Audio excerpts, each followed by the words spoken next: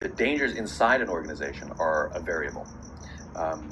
And a circle of safety is something that leaders provide. They draw a circle of safety around their people, and they say, if I keep you safe internally and you do not fear any dangers internally, then you are more likely to work together, trust each other, and cooperate to face the dangers externally. And only when there's a strong circle of safety is there innovation. Innovation requires risk and experimentation and failure.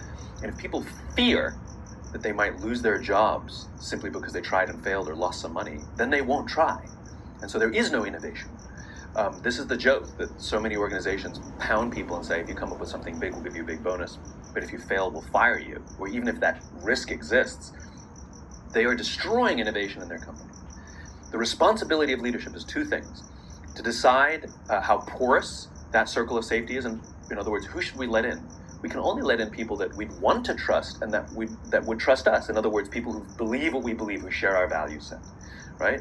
If you let in someone just because they're qualified but they don't share your values, they're like cancer, they'll destroy it.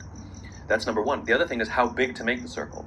Some leaders make the circle of safety only around themselves and their board and their senior executives. They're the safe ones, but everybody else can fend for themselves. In fact, worse, they'll sacrifice everybody else to keep themselves safe. These are very weak organizations.